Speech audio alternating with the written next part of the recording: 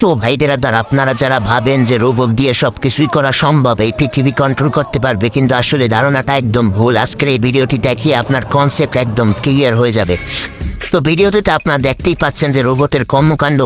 Robot মূলত হচ্ছে যে একটা প্রোগ্রামিং ল্যাঙ্গুয়েজের মাধ্যমে এটা রান করে অপারেটিং সিস্টেমে, যে তার ভিতরে যেভাবে অপটিমাইজ করা থাকে, কাস্টমাইজ করা থাকে, যেভাবে এটা মেইন ব্রেনটা কন্ট্রোল করা থাকে, এর বাইরে কিছুই করতে পারে না। তো অর্থাৎ এই প্রোগ্রামে যখন ত্রুটি দেখা দেয় তখন এই যে পরিস্থিতি আপনারা সামনেই দেখতে পাচ্ছেন যে কি হচ্ছে। তো যারা মানুষের বিকল্প হিসেবে রোবটকে ভাবছেন, এটা একদম একদম তার কি বলা যায়, এটাকে একদম নাথিং চিন্তা ভাবনা বলা যায়। মানুষ তো মানুষই, মানুষ সৃষ্টির সাহায্য হিসেবে তৈরি করেছেন আল্লাহ, তো এর কোনো ডাউট নাই এই বিষয়ে।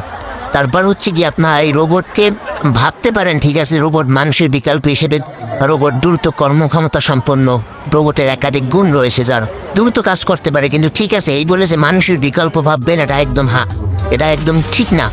তো তাই আপনারা এইসব ভুলভাল কনসেপ্ট থেকে বেরিয়ে আসেন, তো সত্যটা জানেন, দেখেন রোবটের বাস্তব রূপটা কি।